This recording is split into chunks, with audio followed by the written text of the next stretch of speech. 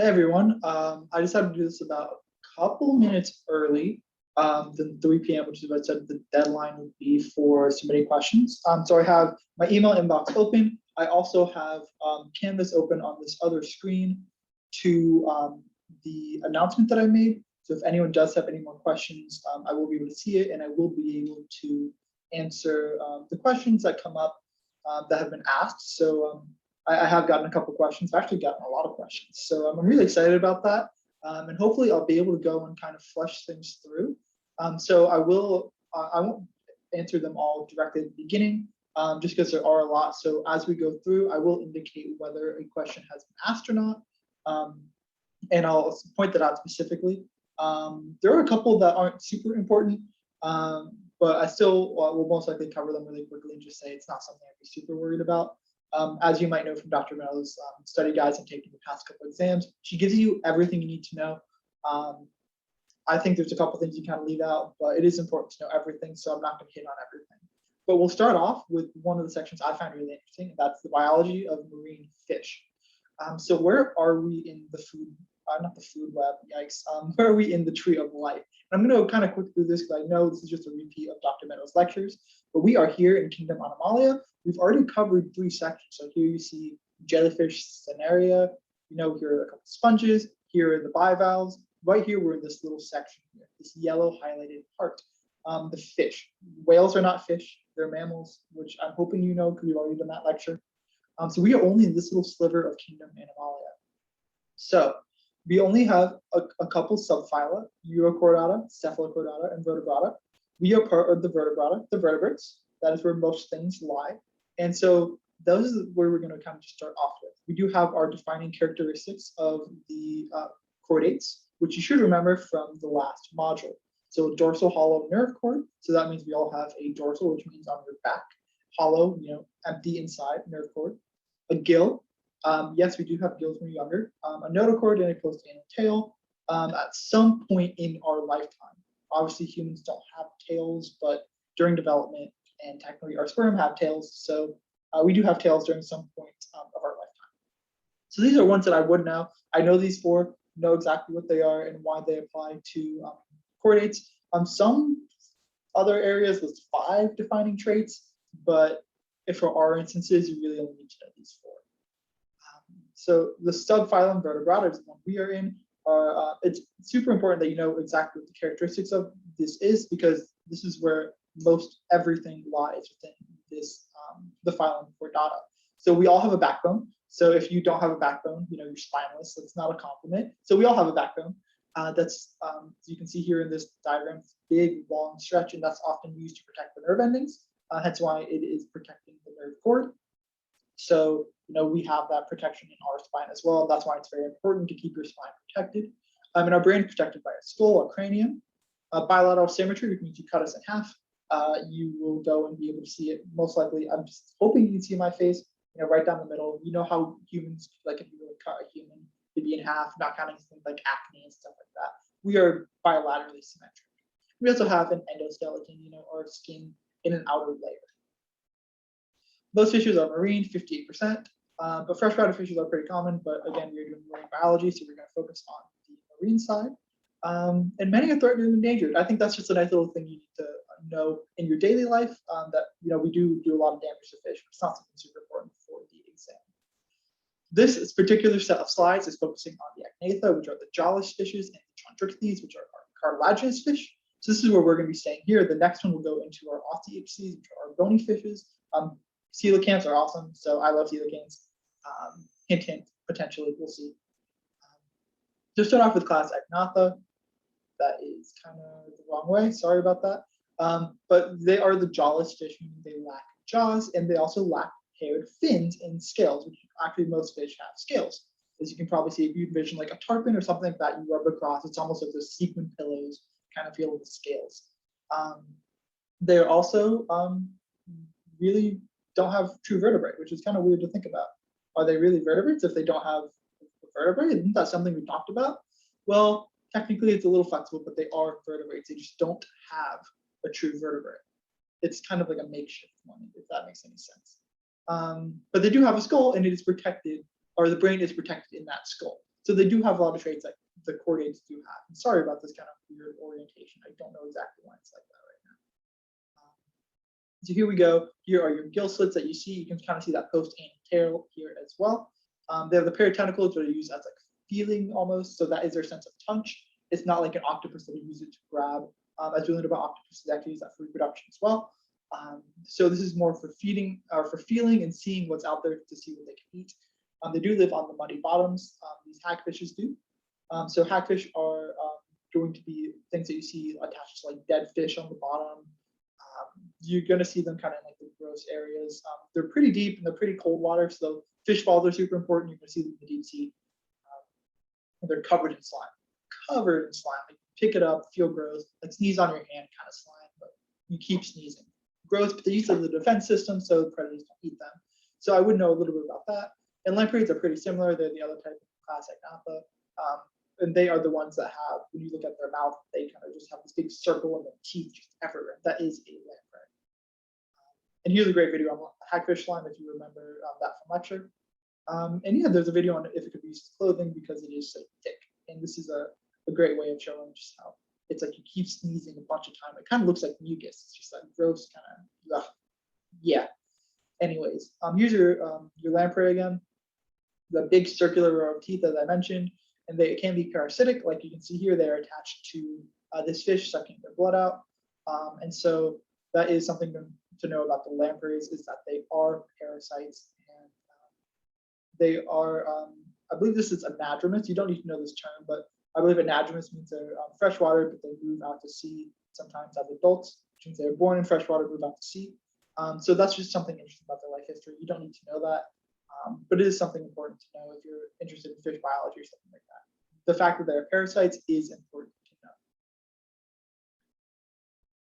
So now we're going to go on to our chondrichthyes, because really only those two groups of jawless fish, lampreys and hagfishes. So we're going to go on to our cartilaginous fish. So they have a skeleton made of cartilage, hence cartilaginous fish. So they don't have bones. They also have movable jaws, which actually is really interesting, and I'm hoping this will work.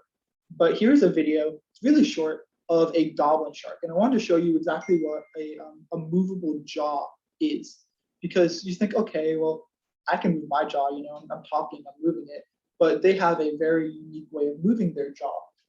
And this helps them. So this goblin shark is kind of, I don't say the extreme of it, but it really showcases, you know, how far these jaws can extend out. So you might have seen it with a great white. It was a little less pronounced if you watch like Shark Week and stuff like that. But I'm gonna just play this video. This goblin shark is biting a diver, so if that creeps you out, nothing bad happens. I would skip maybe like a minute and a half past where we are right now. But I'm gonna play this video right now just to view how extendable this jaw is.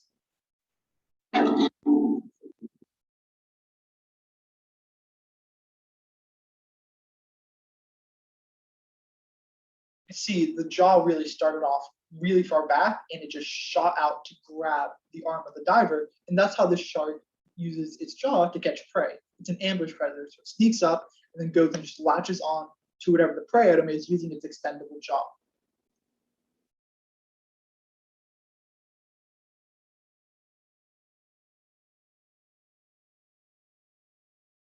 See it retract here. How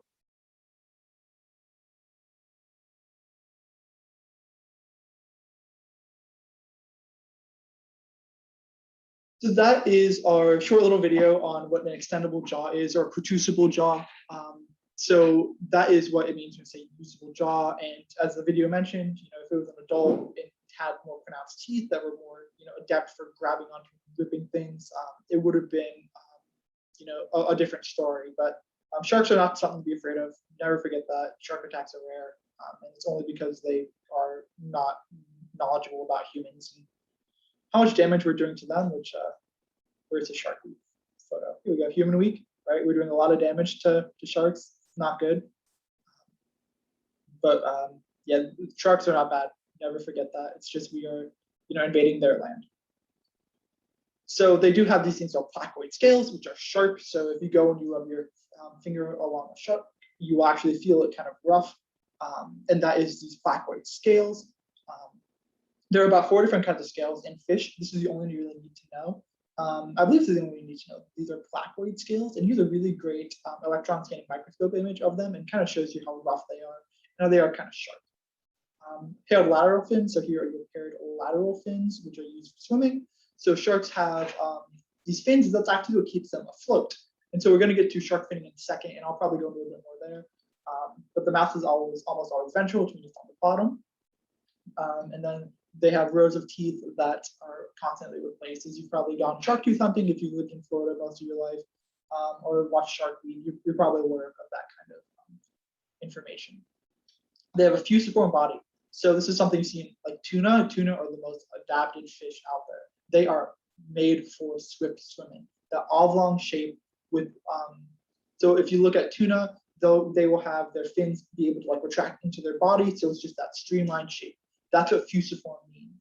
It's streamlined. So water runs perfectly over the top. It can run over the bottom, and that creates lift. And I said I'd wait till we get to shark finning, but it'll create lift, which allows the shark to get off the bottom. And then it also will allow them to move without exerting too much effort, which is why sharks can be so highly migratory, because they're able to move long distances without exerting too much energy, because water rushing over their pectoral fins will actually go and create lift off the bottom. So they don't have to exert energy swimming above the surface or swimming off the bottom.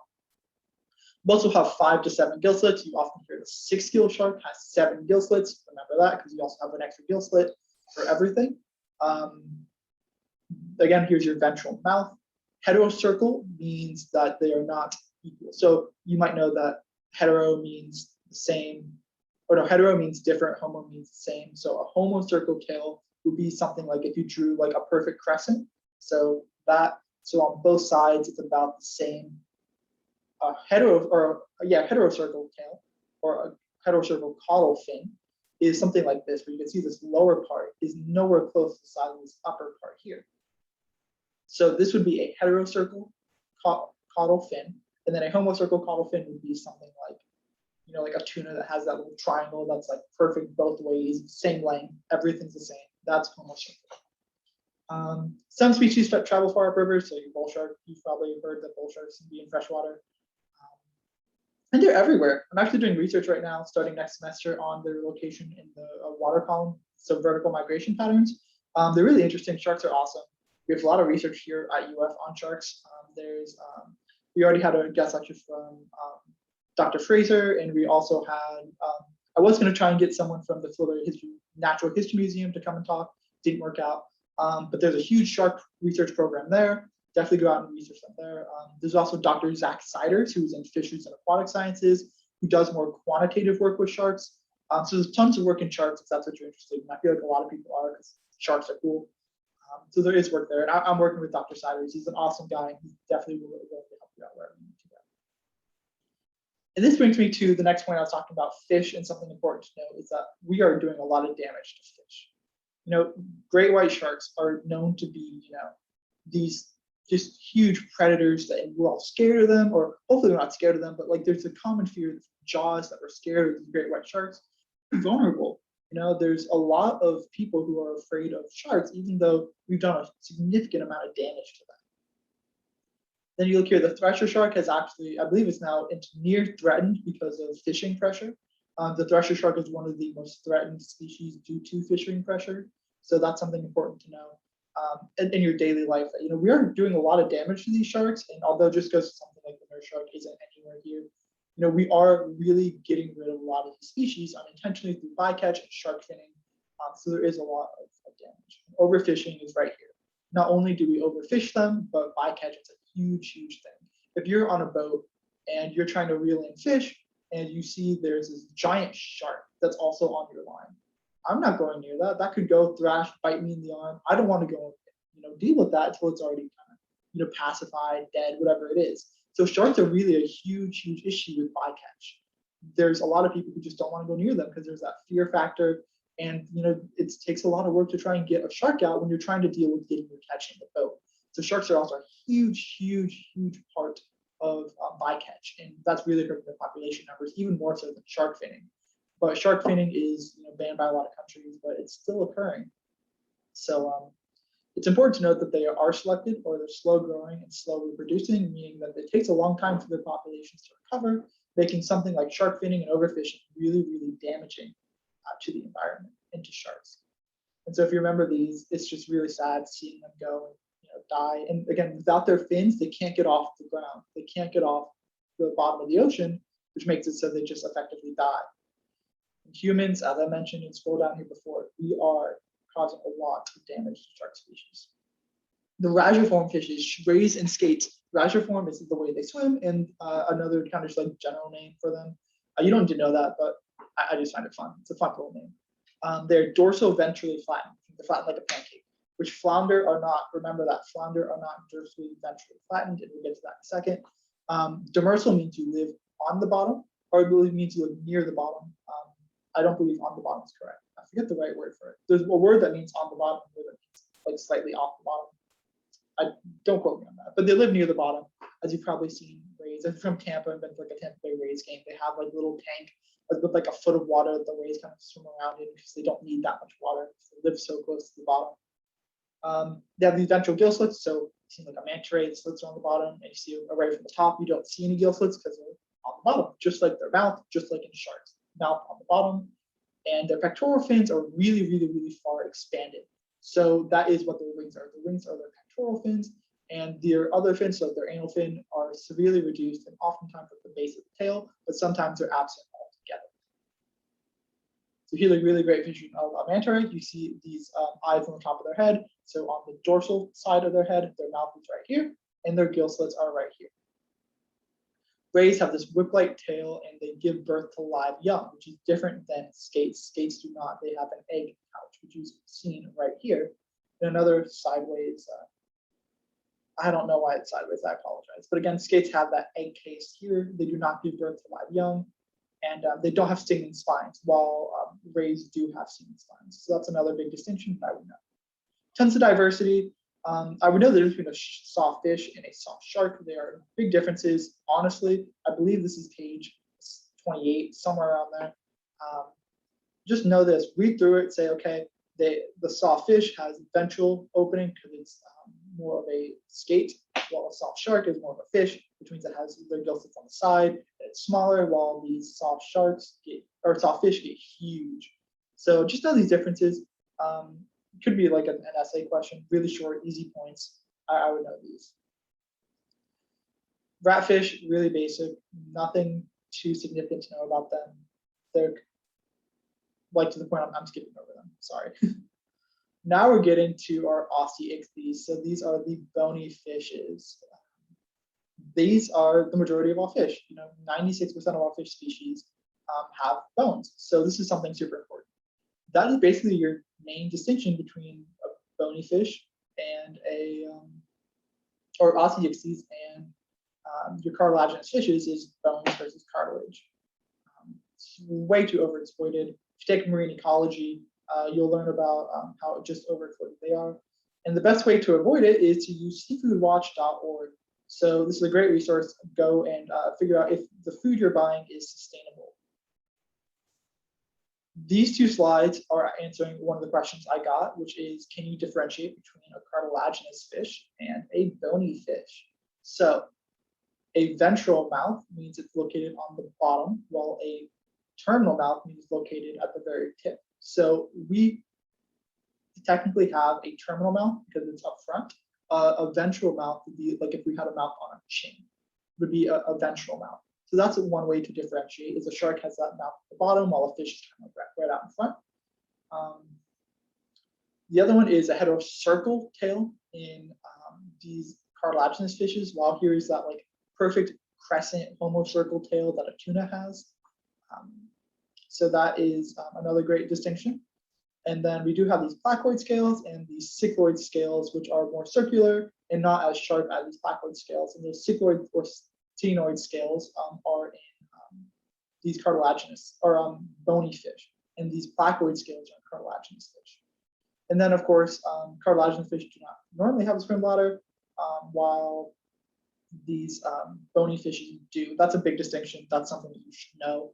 So if you can go through these lists, understand what each term is, you will be able to answer a question about cartilaginous versus bony fish. So this is something I would know. And there's huge diversity. A seahorse. Here is a flounder. Here's a or a moray eel, not a manta ray. Yes.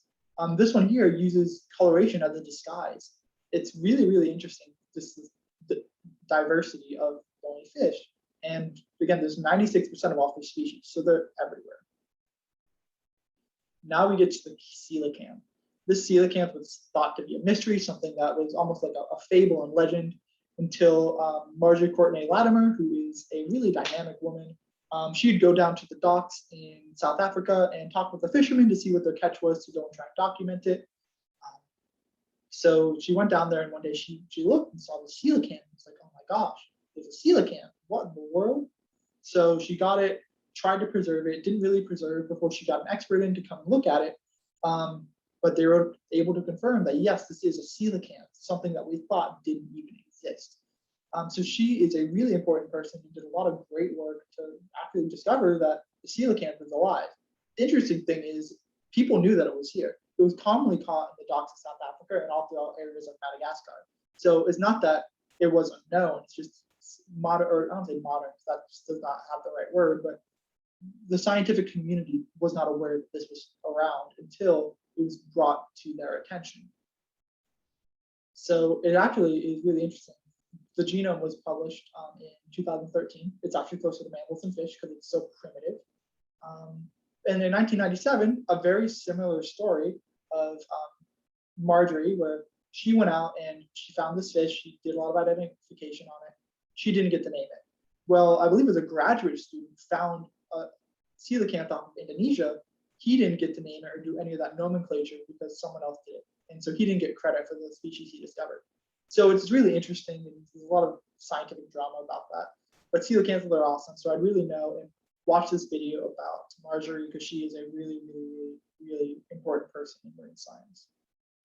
Good little summary table if you're looking for that. And thank you for going and listening to this one. Now we're going to go on to the second lecture, and I'll try and make it a little bit shorter.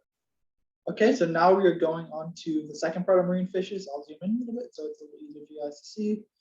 So we talked about body shape really quick. So this is a fusiform tuna. Like I mentioned, it's streamlined to be very efficient swimmers.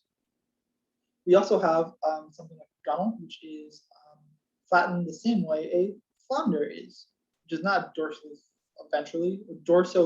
It is, shoot, what's it called? It's not flattened dorsoventrally. It's flattened like an elevator door pushed. I forget the right name for it. It'll come in a second, I believe. But yeah, so again, flounders are actually like full-grown fish, but one eye migrates to the other side. So it's not actually going and has, it's not flattened at birth. It's a kind of like round fish, and then it goes and it realizes, oh shoot, I need to like lay on my side and then have both eyes up. So that's how flounders are. They are not flattened like a pancake. They're flattened like elevator doors kind of came in and squished them. And so that's how they live. They have these big mouths that allow them to go, and two eyes that look up so they can see things better. And that's just how their life history is adapted to them. Coloration is huge. This is a little bit of what Dr. Meadows does. She does like coloration and fluorescence. So if you're interested in that, go talk to her about her research. It's actually pretty interesting.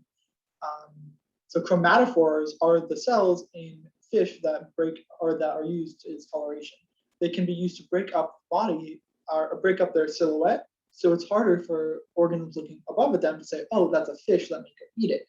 So it's one way that fish can go and try and manipulate the way they look so they aren't eaten, which is super, super important because you don't want to be eaten if you're a fish because that's the end of your life. A bunch of different kinds of coloration types. So warning coloration is saying, you know, oh, I'm dangerous, I'm poisonous. Think of, it's not marine, but the poison dart frog is a great example. I've always, like as a kid, I used to love it because it's that colorful frog, but it's also poisonous. And that's how you know, based on the bright colors that say, don't eat me because I'm going to hurt you. Cryptic coloration is kind of like that fish that we saw a little bit ago that blends in really well. It makes it so when you're swimming by, you don't know that it's right there. It's going to blend in with the environment really well. Next type is disruptive. So that's what you see here in the second image. It's these bars and bands that kind of break up that silhouette a little more so that when you're looking at the fish, it doesn't give that look of, oh, that looks like a fish, because you see those lines, or a fish sees those lines and doesn't really understand that, that looks like a fish. And then Counter shading is something really common. You see that a lot in sharks. Great white is a great example. I'm actually going to pull up an image because I really don't like that one. So let me pull up an image of, if I could spell great white. And I'm going to put the image here. Here's a good image here. All right. Hopefully you can see that. I really hope. Maybe not. Let me move it over. Okay. Here we go. So here's a picture of a great white shark, right? You have this gray up here and this white on the bottom. This is counter shading. So up here at the top, it's gray. So if you're looking from the top of this shark, you look down and it's dark, and everything around it is dark. In turn, when you're looking at the shark from below, you might not be able to see it as well because you're looking down at a dark surface in the dark ocean. But when you're looking up, you have the sun shining down, so everything is brighter. It's a little white. So if you're looking up at the shark, then you have this white surface that's blending in with a lighter, white from the sun. So it's easier for the shark to stay kind of, I can't even think of the word. It's easy for the shark to avoid something like a predator or to camouflage. There's to camouflage itself in its environment, so it avoids something like a predator, or it can disguise itself for a fish. Great white shark isn't the best example for a predator, at least not nowadays. The orca actually does eat the great white shark, which is interesting. Really interesting research doing on that. So if you're interested in that, take a look at it. Yes, this is a great example of counter shading. Is this great white, because you have this white underbelly. So when you look up at it, you can't see it. This gray over top. So when you look down, it's harder to see because you're looking at the deep ocean, which is black, or looking up at the sun, which is more white. All right, let's move back on to other coloration. Sometimes they change the mood. So something like a jack or a Savali might be another word for it. They will change color based on the productive mood. I've seen that actually in person. It's really cool. There's one like silver one. There's one black. It's really, really interesting. This works exactly with what Dr. Meadows is doing with fluorescent colorations. These chromatophores fluoresce. There's tons of different reasons for that. You can see here eye fluorescence, some on the fins, and then some just kind of patchy all over. So of course, like patchy fluoration would be kind of like to blend in. So if you have like fluorescent algae on the bottom, then you kind of match that fluorescence of the algae. There's tons of different uses to fluorescence. So if this is something you're interested in, talk with Dr. Meadows, because this is her area, and her research that she's done is really, really cool. Movement. Tons of different ways to talk about movement. This is a very, I don't say basic way to talk about it, because each fish swims differently, but the easiest way to say it is what I like to call S wave. So you can kind of see, if you were to draw this out, it kind of come up like a sine wave, or here it kind of looks like a sine or cosine wave, just that like flowing motions. Those are your body and caudal fin swimmers. They're going to go and they're going to move either their tail or their lower half of their body or their entire body in like an S shape. And there's different names for each of the ways that those move. So all these have different names, but we don't need to know that. But these are your like streamlined fishes. So your sharks will do that. Sharks have what's called a uniform method of swimming. And that just relates to how far they go up and how much of their body actually moves. But so these are just your body and caudal fin swimmers are going to go and swim in that S-shape pattern.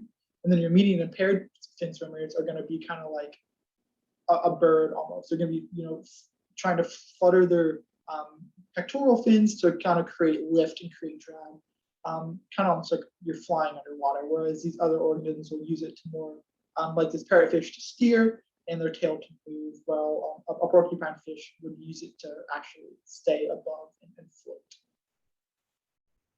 Myomeres are muscle fibers, so they're bands of muscles. Look really, really cool under a microscope. They're actually really interesting. But they are what are used to really support the fish and make it so movement goes well.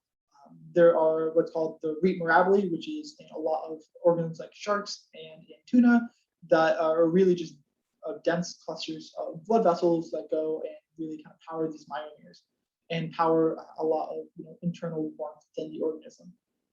Because they are like something like a tuna or a mola mola actually are kind of warm-blooded, which is really interesting. So these myomeres are super important muscles for locomotion, and they also are used for support. And then the swim bladder is, again, only in bony fish, which is a big thing to note, and they provide lift. I don't think we have an image of it, but if you take a fish up from depth, and so let's say you're deep sea fishing 300 meters, and if you're a scuba diver, you know this, that when you come up, the pressure changes immense, and that's why you have to stop. And there's certain regulations on how long you can stay down there and what gas mixes to use, lots of different information. So when a organism like a bony fish comes up from deep, you might see like this big red blob kind of sticking out in their mouth. That's actually your swim bladder being burst because of the pressure. So again, these sharks will use their pectoral fins as lift to get off the ground. A lot of bony fish will use a swim bladder as a way to get off the ground as well. This is their like flotation buoy almost. Feeding ecology is huge in marine fish. There's so many different ways to talk about it, whether it's teeth shape, mouth shape. It's all specialized. There's tons of variety. So if feeding ecology is for you, marine science is exactly where you need to be. There's so many different ways to go about it. Digestion is pretty about the same in all fish, whether cartilaginous or bony. It's about the same.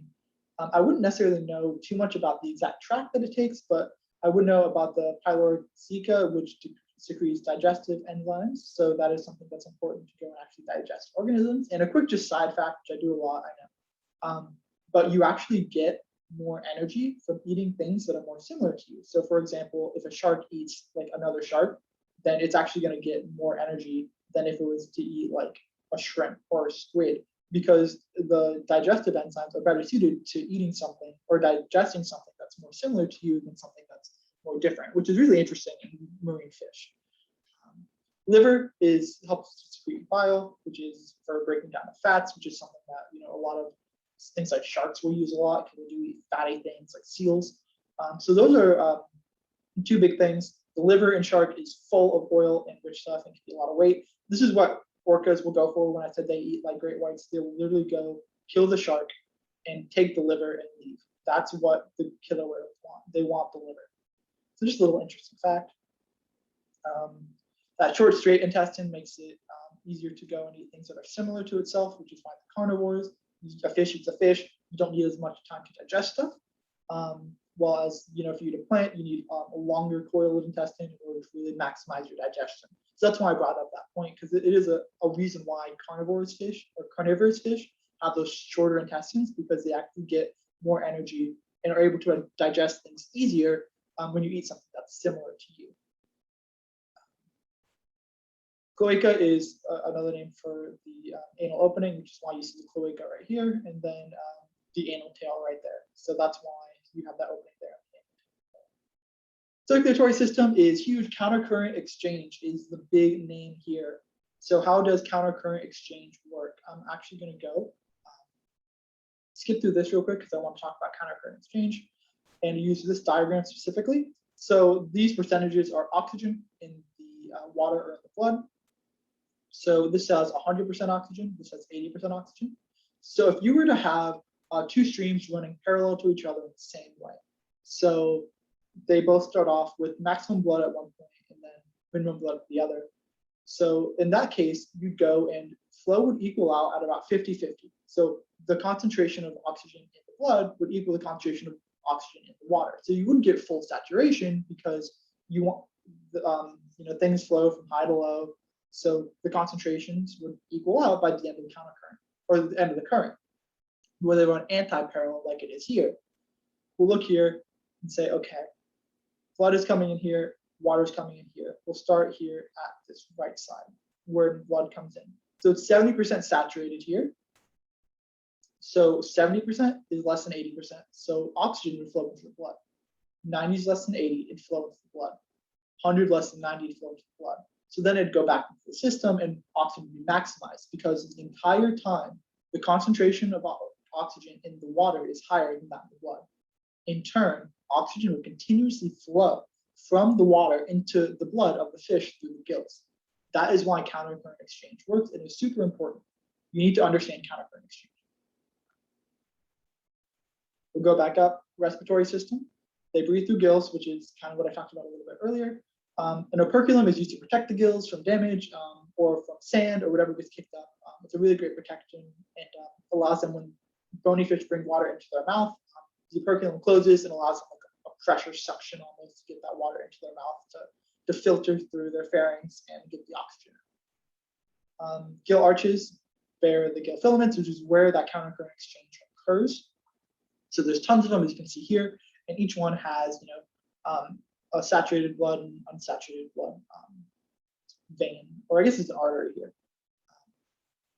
So that is where gas exchange occurs, is the gill filaments, and they have a role of lamellae with capillaries that go, and that is where specifically gas exchange occurs. It's the capillaries and the lamellae in the gill filaments attached to the gill arch. So big long connection. If you can go from a capillary and go backwards to the gill arch, I think you'll be okay. And gill rakers aren't used for a lot of fish, but sometimes they're used for filter feeding if you have filter feeding fish. But for the most part, they're used in case something comes in that isn't supposed to be there, and the gill rakers actually protect the gills from getting any damage. So here's just basically a little bit more about gas exchange and countercurrent exchange. So if you understand countercurrent exchange, then you understand everything on this slide. So here's a little more osmoregulation. A little more, I don't say counterintuitive, but because there are differences in cartilaginous and bony fishes, it's important to know.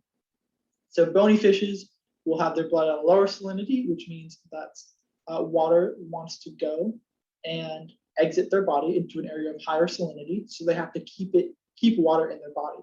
So they'll be drinking a lot of water, and then their urine will be full of a lot of salt to get rid of it, to try and keep their balance in water and solute concentration. Whereas cartilaginous fishes are going to go and they'll excrete a lot of water because they're going to contain urea, which we actually cannot because it's toxic. They'll keep that in their blood as a way to hold salt in there, so water will actually try and flow into their body and create that balance. So they'll actually excrete a lot of water to keep their solute concentration high. So that's a big difference between bony and cartilaginous fishes. Nervous system, very similar to humans in terms of just like the basic things. The only thing that I think you really need to know is the lateral line that you might not know before, I should say. The lateral line is used to detect vibrations. So they have this running right across their body. And when a vibration occurs in the water, it will reflect to their lateral line. And from there, they'll be able to identify where that vibration came from and specifically pinpoint what direction it came from, or where they need to flee to in order to escape the vibration. So that's why you might be like swimming behind a fish and like make a movement, and it suddenly moves. It's because it can sense those vibrations with its lateral line. It's almost like a hearing system without actually going and having to hear anything. Ampullae and Lorenzi is only cartilaginous fishes, and these little dots that you see here, they actually are electroreceptors, and they use this jelly and hairs within the jelly, and the movement of these hairs in that jelly actually go and signify where the electromagnetic field is, and kind of act as almost a compass to help fish guide, or help these cartilaginous fish guide where they're going in order to try and find prey. So the ampullae of Lorenzi is actually really interesting, and I know a little bit about that. Of course, fish are territorial. They want to keep their space. We watched a video on that. And I would definitely know a couple reasons why fish school. If you can know all 4 of these reasons, I think you will be in good shape for the exam. You want to go and avoid a predator, or confuse a predator, or feed, or travel. It's very nice to travel in groups instead of being a single one and get picked off. So if you can know this, super important. Migration's really big too. Pacific salmon actually use magnetic fields to migrate, which is really cool. Skipjack tuna migrate a huge rate as well. So just know that they migrate for a lot of reasons. It can be diurnal migration, or which would be during the day going down depth, at night coming up to the surface to feed. Or it could be something like a yearly migration that you see in like a great white shark, where they go up to the coast of like Maine and come down to the Keys and Florida and the Gulf of Mexico during the winter to kind of maintain that warm water temperature year round. And now we're getting to something I mentioned a little bit earlier, catadromous fishes. So catadromous fishes are actually freshwater fish that go to the Sargasso Sea, which is a super important area with a lot of ecological significance to be born. And then they go back to freshwater for most of their life. So that is what catadromous means.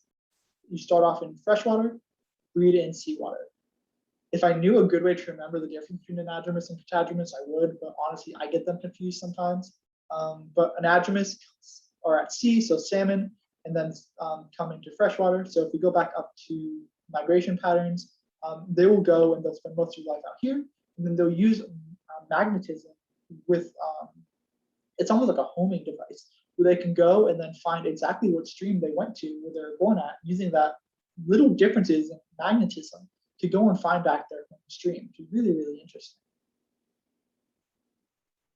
And that's actually the case study right here. I totally forgot about that. So yeah, you guys know about that, and that is a geomagnetic imprinting hypothesis. There's also some research that suggests it might be due to chemical cues. So there is a little bit of research into that. Hermaphrodites means you can be male and female, not necessarily at the same time. Sequential means it's one after the other.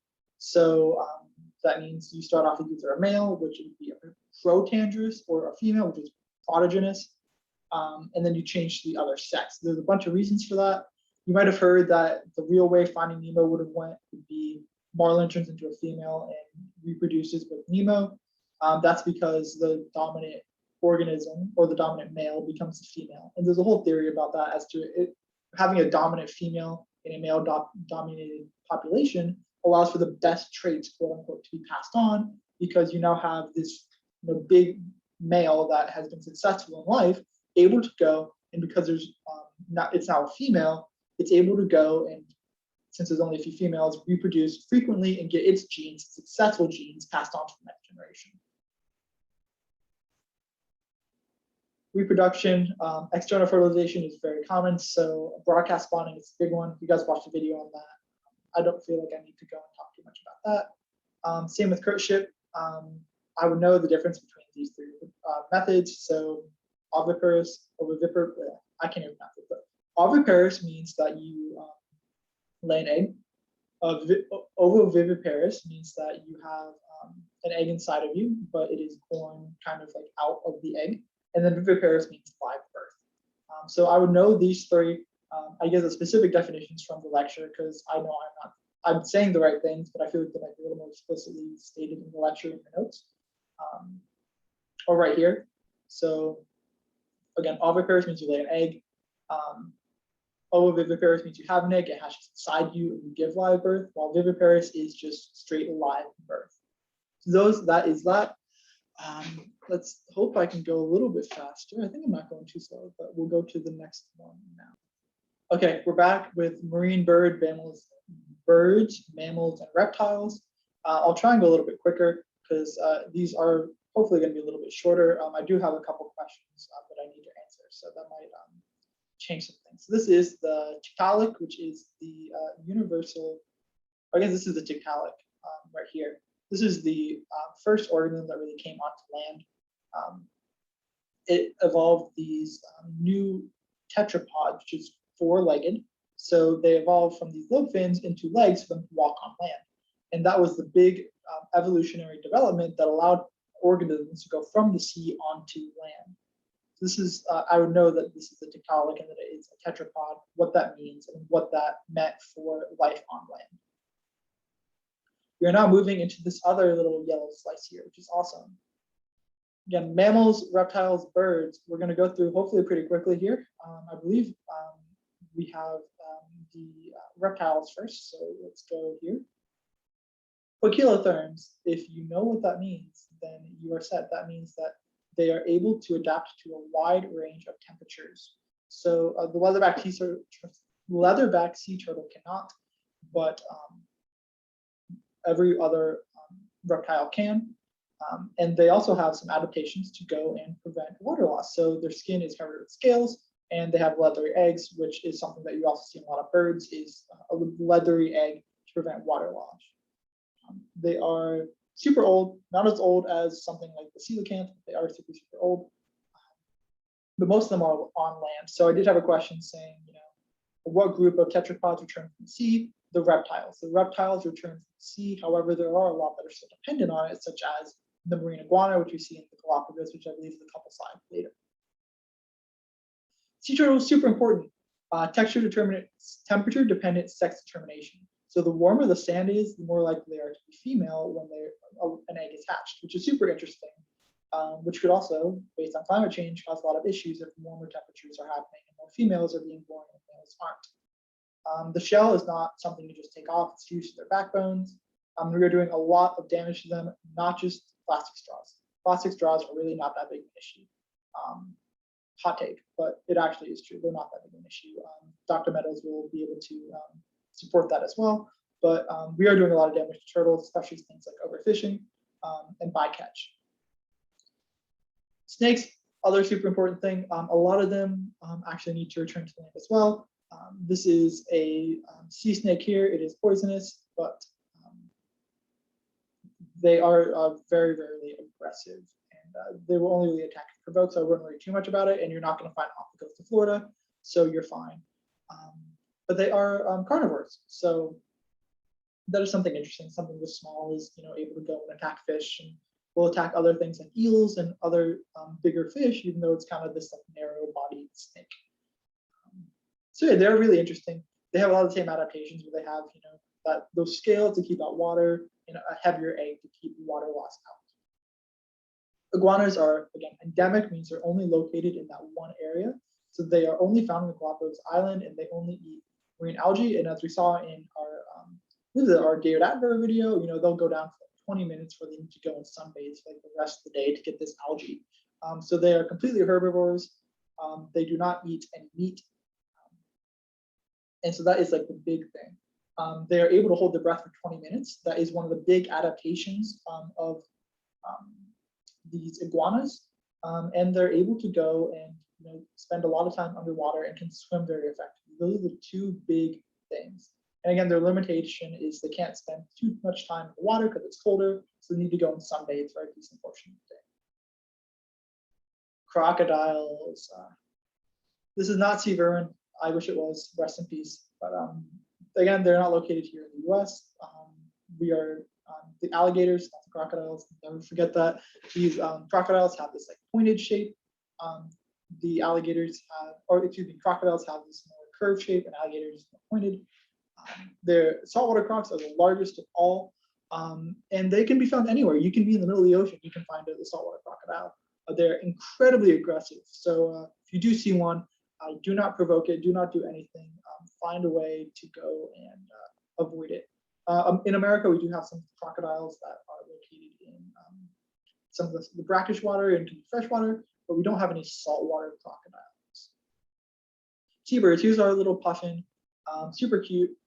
They are endotherms, which means they need to stay warm. And their bodies, their feathers, a lot of them are covered in almost like a waxy layer in their feathers that keeps water out and keeps them nice and warm. Their bones are hollow, which allow for really good flying, unless you're a penguin, of course. And their eggs are hard to protect for things like damage and to keep water loss in. Why would they nest colonially? There's tons of reasons why to do that. And that's actually a question I got. So you nest colonially to minimize predation pressure. So if you're a singular nest there, then you do not have the ability to go and, if a predator comes in, let's say a fox comes in, it can very easily target your egg. While if you are in a group, chances are the fox is going to pick a different egg, and you also have more force to attack the fox. It also allows for division of labor. So a bird is able to say, hey, you go eat today, I'll go watch over a kid. The next day we'll switch off or we'll do something else. And then with penguins, a big thing in the penguin community is that if a parent dies, there will be a pair of male penguins that will go and actually support the hatchling that had its parents die. So there's a bunch of different reasons why to nest colonially. Penguins are a North Pole or a South Pole organism. North Pole, Santa doesn't have any penguins, sorry. The Galapagos penguin is the only one in the North Pole, and it's like barely over there. So you're really only getting South Pole penguins. So hate to break it to you, Santa does not have penguins if you celebrate. I would know what they eat, so fish, squid, or krill, really, that's really all you need to know about penguins. Don't need to know the species. I'd know how much you learned in Coast about the penguins. I think this is a great video to rewatch again, potentially. Birds, this is probably my least favorite part of the lecture, but you got to learn about birds nonetheless. So Albatrosses are your biggest seabirds. They are huge, and they are able to go and fly long distances as well, but they're also hugely impacted by fishing pressures, and they'll go, and they're actually, I believe, the most commonly caught bird is bycatch. So they're a bit threatened. They do have these salt glands here. So these salt glands are on their nostrils and allow them to expel salt when they go and eat birds. So they will go and dive down into the ocean and just kind of snatch a fish at the top. So you're going to see something called cooperative hunting. I don't know if I definitely call this that because normally it's like known, but when something like a whale or another organism drives these schools of fish to the surface, something like a tube nodes, which are your petrels, your albatrosses, will go down, and when those fish are jumping, they'll go and just kind of snatch them up at the very top. And they spend a long time in the open ocean. They will fly for a long, long, long time, months at a time, if even. So they do not spend a lot of time on land. The wandering albatross, again, 11 feet, huge bird, and they only have one partner, which is not something you can say every day. So they are really, really awesome organisms. They raise a single chick for a year. So they are very dependent parents. They focus very well on their one offspring, and every 2 years they'll have another kid. So they're slow growing, which is why fishing pressure is very, very difficult on these organisms. Midway Island, that's a little case study. You don't need to know too much about it, but plastic pollution is huge. If you know anything about it, plastic pollution really, really impacts birds. And if you look at something like their stomach contents, a lot of times it's more plastic than it is anything else. So plastic is really, really damaging. Pelicans, they have that pouch, as you remember in Finding Nemo, where you can go and be carried around. So that's actually where you go, and they'll store food for a little bit of time to kind of go and maintain long distance flights, and they'll also use it as almost like a net. So they'll go and they'll scoop it up, and they have a bigger depth to go get food. Frigate birds have that little, or that big red underbelly, which is used to attract a mate, and they have that forked tail, which is a really good way to distinguish them. And they can actually catch big fish and eat them. They can fly for a long time. And the cormorants are the other organisms that are kind of related to the pelicans. They dive and pursue their prey, which is something that frigate birds do not.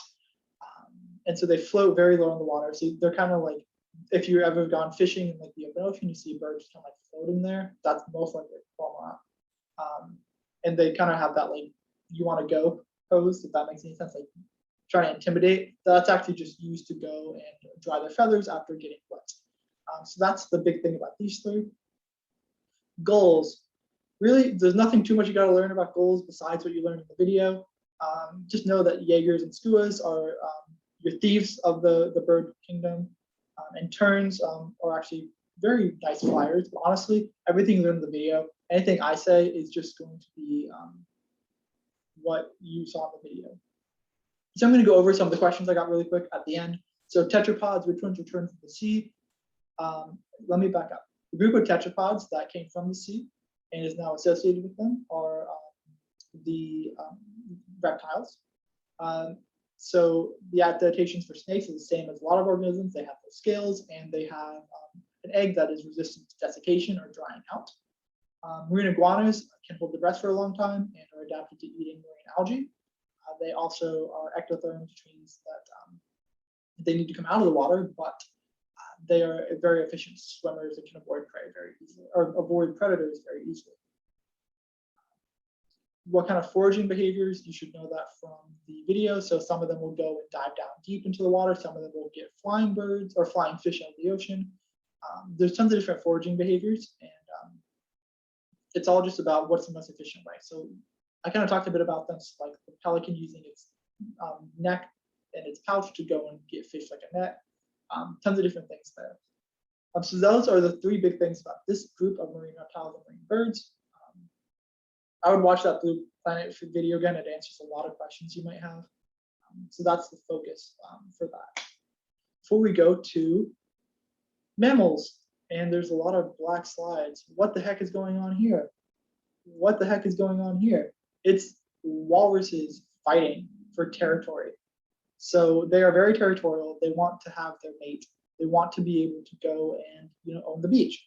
So that is a big thing about walruses, is they will go and they will fight each other, which is what all this blood is for.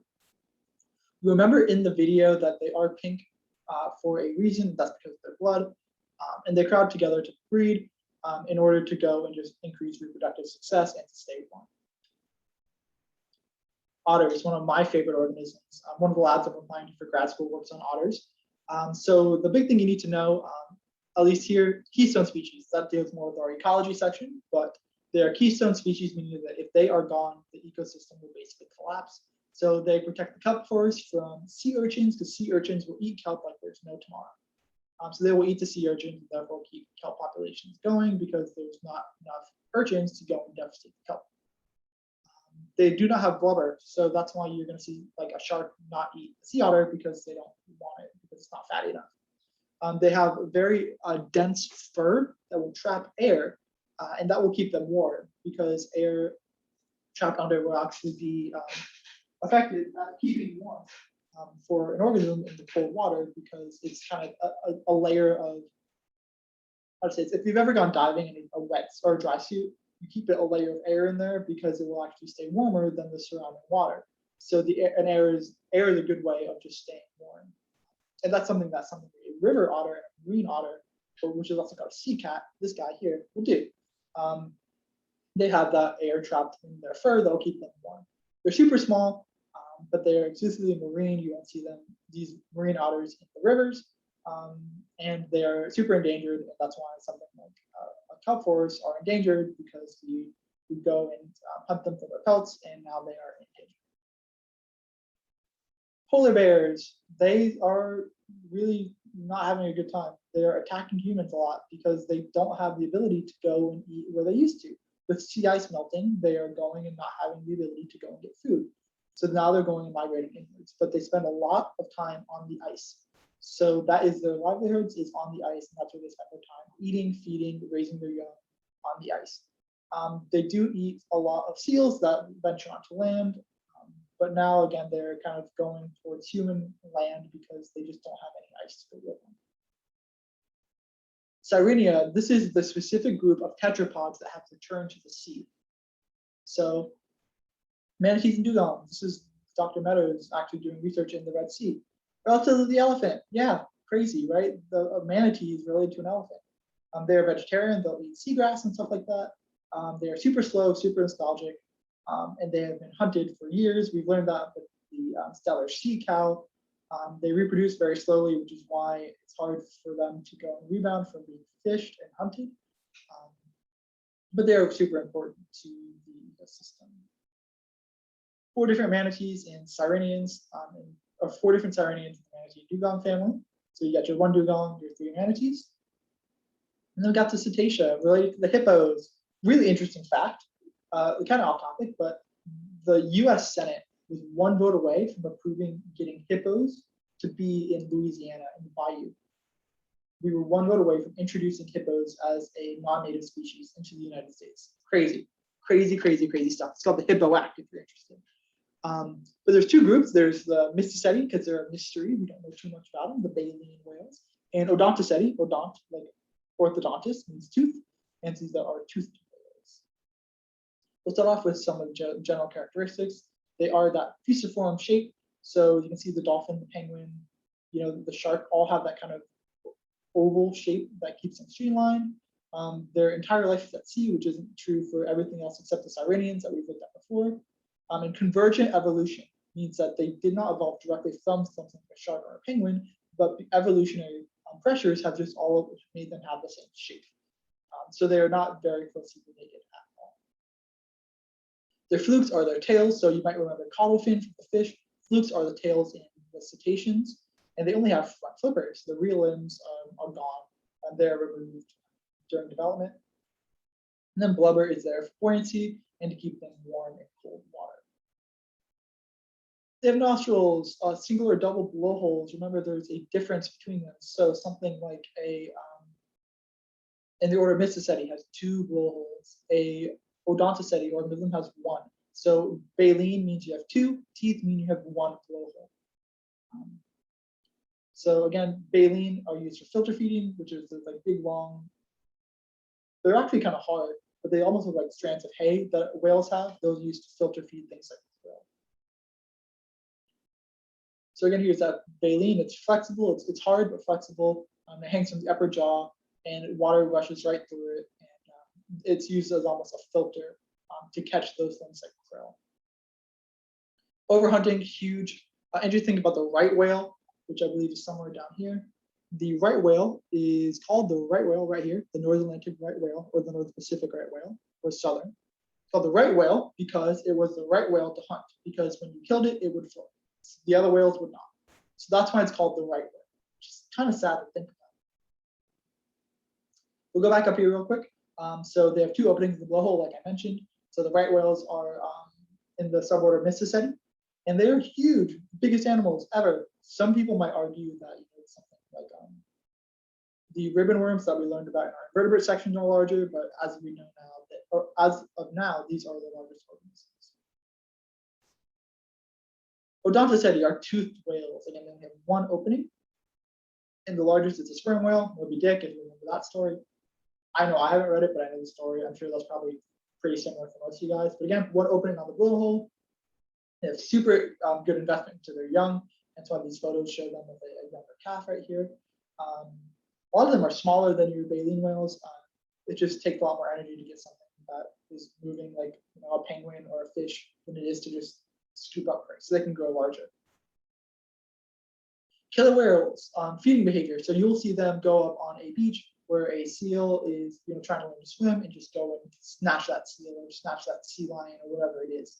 So they are really ruthless, and they have a lot of different ways of going about things. They have culture. They go, and each pod has something different about it, ways to communicate, ways to interact. But they are very notorious for just kind of playing with their food. Literally, like the seal will be dead and just flicking it up in the air 60 feet just for training for their calves or just for fun.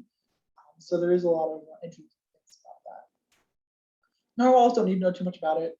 You should know that they have a horn because we all know narwhals, I hope. Purposes are a little different. So they are blunt nose, which means they're kind of like a flat face, whereas a dolphin has that pointed nose. That's a big difference. And their teeth are kind of flat, while a dolphin's teeth are more circular and like a cone with a point at the base. Tons of dolphins, again, a big pointed beak or snout. Super social and travel in pods, but as we learned, don't call them pods. If you went to Dr. Gazdy's lecture a couple of weeks ago. Super social, highly or easily trained. There's a video later on in the lecture, I believe, that shows that, but super interesting. Whaling, really, really sad about whaling. There is the International Whaling Commission, which does not regulate whaling. It kind of just goes and regulates it as a fishery. So we don't stop whaling under the IWC. It just happens. It's the best way to say it. I know about whaling. I know the history of it. That's something important for biology or marine biologists to know the history of whaling. And why something like a slow reproduction, which we've seen before, can really impact species when it's being overfished. Again, a right whale, it's a right whale to hunt because it floats. It's easier to hunt or easier to get when you don't have to go. A whale is sinking 1,000 feet deep. It's just floating there. You can bring it off to your boat easier. Again, the IWC regulates it. It does not ban it. And countries like China do not do a great job of actually going and disguising that they're hunting whales. They just say, oh, we're doing research, but they're not. They really aren't. Dolphin safe tuna, whole debate with Seaspiracy. A lot of debate about that. If you haven't seen Seaspiracy, I think it's worth a watch, but just know there's a lot of biases in there. And then diving. I had one last question about diving. So dolphins can dive pretty deep, almost 1,000 feet deep, and there's a lot of reasons for that. So we're gonna go up. Oh, guess it's not here. So one of the big things is that they do kind of like what we do. You breathe in and you breathe out, just like big, deep, long breaths before you go down deep. That's one of the big things they do is they're able to go and take big, long breaths that enable them to go and really take these rapid, deep breaths right before they go down. That maximizes their air intake and maximizes the blood of the oxygen. That's called apnostic or apnostic breathing. That is one of the adaptations that dolphins have. They also are able to go and dive down pretty deep just due to their body morphology. They're very streamlined. They can dive down pretty deep. And then they have a lot of blubber and stuff to keep them warm at depth. The ability to stay warm is huge. So they're able to really go and stay warm, which is important. It's really, really important. Echolocation, I don't say they fire it, but they click, comes out of their melon, which is that big area, big like bulge in the top of their head, comes back down, and then goes down through the lower jaw after it reflects off something through the acoustic window and into the inner ear. And that is how they go and actually get and locate things. They click, kind of emanates through the melon, through the blowhole in the air sac, out to hit the target, and that will reflect back, and they're able to position themselves based on the reflection once it hits the lower jaw and it gets refracted through the acoustic window into the inner ear. They're able to position the echolocation's click into where they want to find where something is. You can see that's that big melon right there that I was referring to. Behavior, they have a lot of clicks and whistles. They are really good at talking to each other. Super important in cetaceans that they're able to communicate. And a lot of individualized things. They can communicate with a specific word to mean a specific individual or mean a specific action. So tons of important things there. Breaching can give it a parasite or a warning signal, a lot of communication things. There's not a whole lot of research that actually says exactly what it's for, but it is pretty interesting. This here is spy hopping. You'll see that often in something like great white too, which allows you to kind of like peek out and see what's going on in the world. It's really interesting. They also work together a lot. They help each other a lot. Whales, pods, and groups are super, super important to each other, and they essentially are a functioning family, even if they aren't the same group, because a lot of them are migratory in and out of ponds. So you're spy hopping, see a little bit more. A lot of them will breach if one member of a pod breaches. Oftentimes, a lot of them will breach, as we can see here, and they have super long migration patterns. We know relatively little about a lot of these big mammals, which is kind of counterintuitive. You'd think we'd have a lot, but they do kind of support each other during copulations. You can see here, and dolphins do like to go and experiment around. It's a lot of foreplay. Dolphins have fun. So if something happens where a dolphin is, unwillingly inseminated, I guess the best way to say that nicely, they do have a complicated reproductive system that will allow them to kind of expel the sperm from the unwanted male to keep them from getting pregnant or something like that. So they do have a very complicated reproductive system that will allow them to go and manipulate whatever the best fit is for them to reproduce, will go and ensure that that male is able to go and reproduce with that female. And yes, they do actually have mammary glands, which means they produce milk. And so all cetaceans have that, and that is how they nurse their young. And they do have a deep bond between their young, as we've seen throughout this entire lecture in the photos on the side. That is pretty much it. Again, the group of tetrapods that return from the seas are the cetacean sirenians. So that's something important to know that I got a question about. And everything else that I really got a question about is not something I'd be super worried about for the exam. And then I did get a question going back to the sharks about gill arches and where they developed, not super important. And I already went over the difference between bony and cartilaginous fishes. So that is back at the beginning if you're interested in that. And finally, my favorite section of the entire course. I love marine ecology. That's where I want to go into. I could ramble about this all day, so I'm going to keep it as short as I possibly can to keep it so you guys aren't sitting through another lecture that Dr. Meadows put out. Ecology is the study of interacting between the organisms and their environment. So abiotic factors, biotic factors, so temperature, chemistry, light attenuation, a predator-prey interaction, parasites, everything like that is ecology. Ecology is not the same as protecting the environment. You might have heard of deep ecology, which is like, something that's very, deep ecology is basically like a movement to go and protect the environment, but it's not the same thing as ecology, and ecology is not the same thing as protecting the environment. Ecology is a study of interactions in the environment. Communities, hopefully you guys know the breakdown of how it goes. You have an individual or a species, which becomes part of a population of that species, which becomes a community of species before going into an entire ecosystem. So what's determined, or what determines where a species lives, is a lot of abiotic factors. So depth, temperature, light attenuation, salinity. There's a lot of different things that will determine where a species lives. So we mentioned something like sharks, where that will migrate based on where the warm water is, or something like a coral that bleaches when it gets too warm. So a lot of things like that actually do impact where an organism lives. So they are affected by abiotic or non-living factors. And here's a great example. You can see a high light attenuation versus low light attenuation environment and the difference between a species and where they live. This is exponential growth, which is, I'm hoping something you guys know about. I really don't want to talk about this just because I really hope you guys know about it. But 2 turns into 4 turns into 8, just it keeps growing the more you add on. 2 to the power gets pretty big pretty quickly. This is how populations grow until they reach their carrying capacity, which is basically the maximum amount of a population that can be sustained given the current resources in the environment. So it'll go and it'll teeter off right here. You'll see a little fluctuation because sometimes they'll shoot up, shoot down, shoot up, shoot down based on just like, oh, this fish had 1,000 eggs instead of 500. Just quick fluctuations like that. But the carrying capacity is just a general trend of where that resource stops at. So it's all done by the limiting resource. So if every organism in the environment requires phosphorus, nitrogen, and carbonic acid, and let's say there's a ton of nitrogen and carbonic acid, but there's no phosphorus, the development of the species is going to be limited by the amount of phosphorus.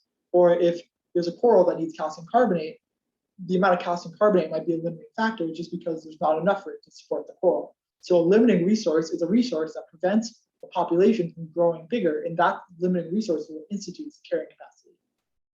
If there was more of that resource, the carrying capacity would be higher. But it limits the population size, hence why it's a limiting resource. Again, carrying capacity can change based on changing availability of the limiting resource or resources, so that is important. Competition, interspecific predator-prey, and symbiosis. So interspecific, space is huge, especially in the intertidal community. Interspecific means within the species. So something like 2 mussels competing against each other. They're going to be working against, or interspecific is between species. Intraspecific is within the same. So this is a black mussel. This is a rock mussel, I believe is the correct words. Space is huge. So they've actually gone and stratified themselves. So this black mussel is more efficient to desiccation. Can spend more time out of the water. So they'll be higher up on the rocky intertidal, while this blue mussel is less, or this let's think of the blue mussel. This blue mussel is less efficient at surviving desiccation, so it's lower down, so it's covered by water more often. California mussels and blue mussels, that's it, California mussels. So that's the big thing, is competition is driven by resources and what is limiting and who can best adapt to those limiting resources.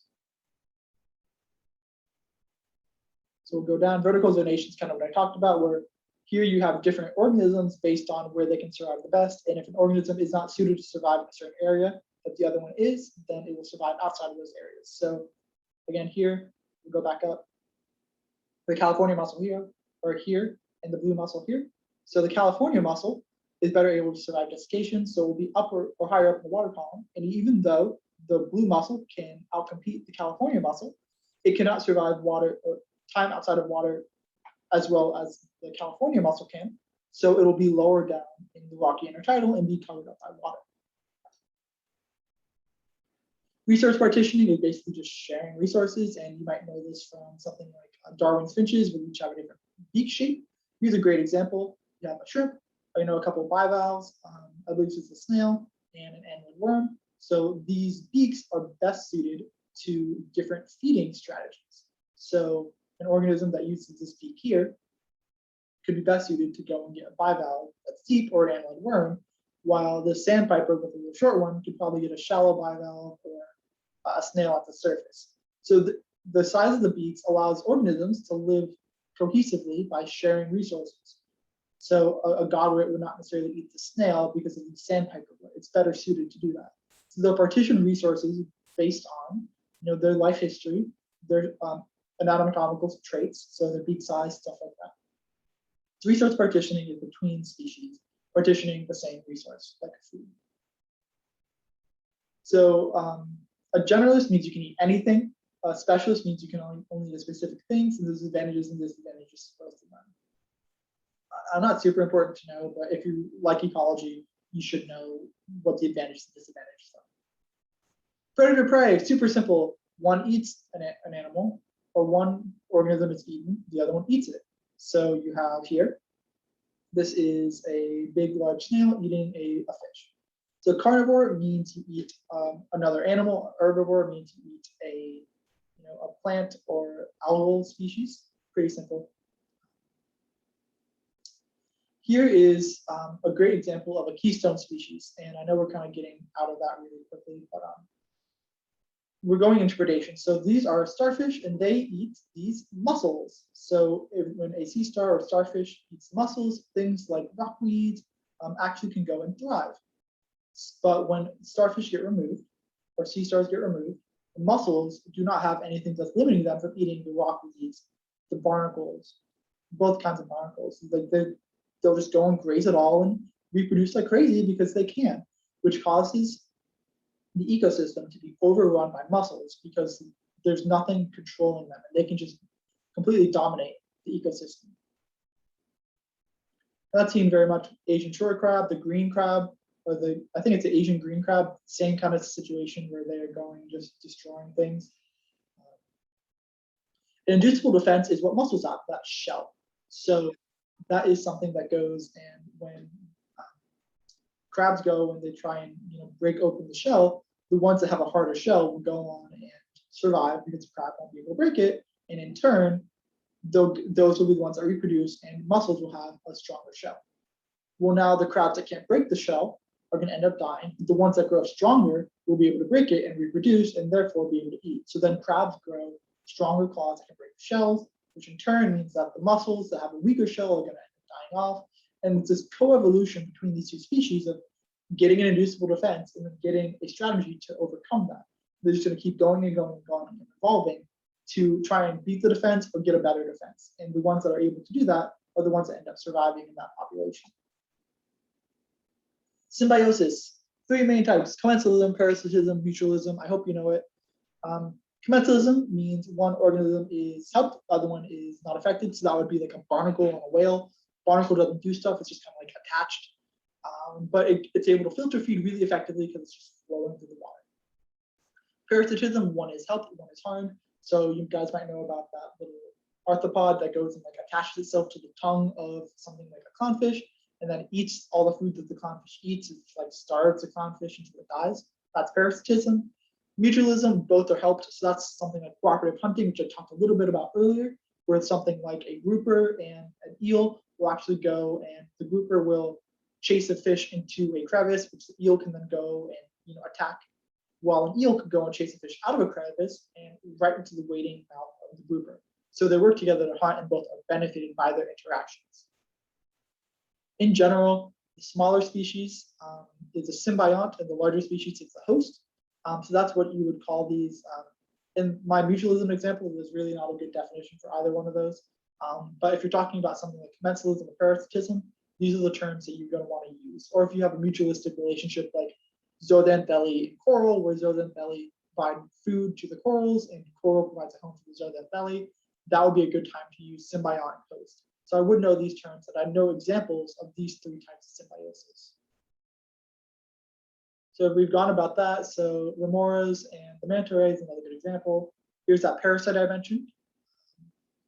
And then mutualism is like clownfish and sea anemone also work together as well. Here's a cleaner wrath, which they go and they clean the teeth of a lot of fish and eels. So they will go and eat the parasites off the fish. And in turn, the eel agrees not to eat the cleaner wraths and gets clean teeth and gets the parasites removed. Here's cooperative hunting that I mentioned, the grouper and the eel. Super interesting stuff. Benthic is the bottom dwellers. I kind of mentioned before, benthic means bottom, or benthos, and demersal means like right off the bottom. That's the term I was looking for. I apologize for that. And then pelagic means you're just open in the water column. Plankton are organisms that just kind of float around. Nectin means you can actually control your swimming. So something like a jellyfish is actually in plankton, really, because it doesn't really control swimming.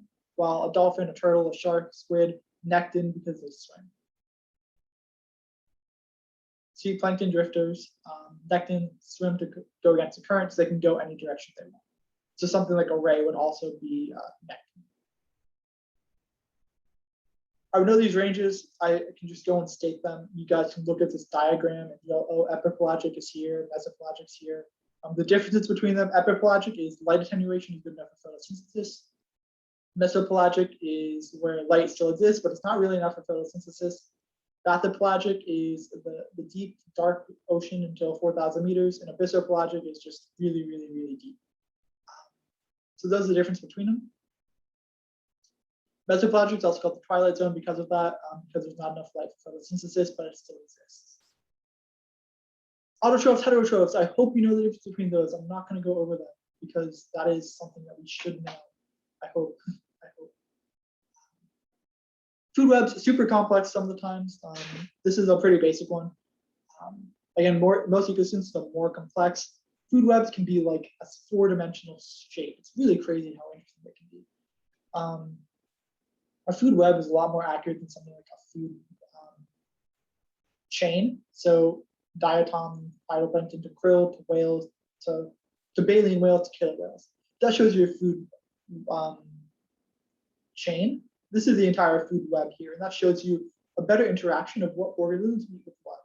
So you could say, well, a diatom to a krill to a Adelie penguin, to a leopard seal.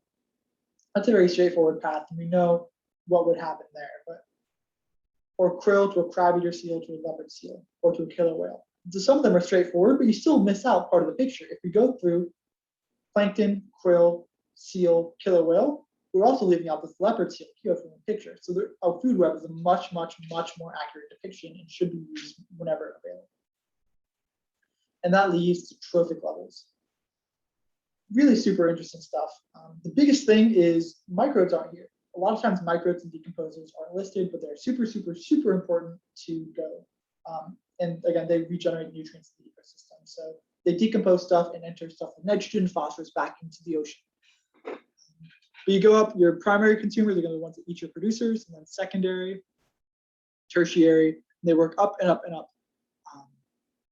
So a lot of organisms, so if we give something like the killer whale, if you look at this food chain, it should be a 3rd level consumer because you have krill in the first, baleen whale at the second, then the killer whale at the 3rd. But if we go through other pathways, for example, the Weddell seal pathway, we go 1, 2, 3, 4, 5, 6, 7. So here it is at the 6th level because we started down here at 1, which makes the 1st level 2. So it's a 6th level consumer. So there's a lot of different ways to define this, which makes trophic levels a little bit difficult in actual ecological sciences, but they're still super, super important to get a general trend. And feeding ecology can do a really great job of actually providing models that suggest where these organisms lie based on their dietary habits and how much they eat and what they eat. Kelp forests, already talked about that and the importance of them, and the importance of sea otters and what happens. The Aleutian Islands in Alaska show what happens when you don't remove, or when you remove sea otters, and urchin barrens just explode because urchins are everywhere, no more kelp. Case study, stellar sea cow, super important. Would know what happened here. You're going to get a question on it. No hesitation. We hunted them to extinction, caused a big trophic cascade. So that is super, super important to know.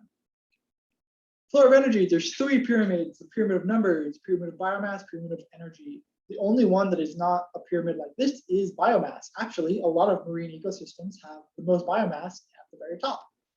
But here you'll see, if you eat phytoplankton, you will have, let's say, 10 million calories. There's something called the rule of 10, which we will talk about in the next, well, maybe not. We talked about it at some point. Where you go, and when the krill eats the phytoplankton, it will get about 10% of the energy from the phytoplankton, meaning it has 1 million calories. When the whale eats the krill, it will also get 10% of that energy, so it's now 100,000 calories. That's the rule of 10 of energy transfer. And then in terms of numbers, which is this one here, obviously phytoplankton are going to have more numbers than krill, which are going to have more numbers than whales. Those are the pyramids of energy and materials. And again, each level it goes up is why it's a pyramid, because there's less organisms and less energy available at that next level. Nutrients. So we talked a little bit about decomposition. Detritus is dead matter that kind of floats to the bottom. It's also called marine snow, if you ever heard of that. And then if it's dissolved, it's called DOM, or dissolved organic matter. Super important for things like phytoplankton and other primary producers. Decomposers break things down into CO2, water, and nutrients. So CO2 is released by these organisms, which is actually kind of interesting. You wouldn't expect like decomposers in the ocean to release CO2, but they do. Okay, we're near the end. Primary productivity. How do you measure primary productivity? Well, we got to start off first by defining what primary productivity is. So productivity is the rate of carbon fixed per square meter on a day or a year or whatever time interval you want to define. There's also two types of productivity or primary production, gross and net. So gross primary production is basically just the amount of total carbon fixed. So it would be a plant going in and taking in and fixing 50 tons of carbon dioxide in a day, which is huge numbers, not actually realistic, but let's just use that as an example. Net primary production would say it fixed 50 tons, but in cellular respiration, it used 40 tons. So the net production is 10 tons carbon. So it's the organic matter left after its need has been filled. So how do you measure net primary productivity? Keep it in the dark. You go and you know how much it produces normally.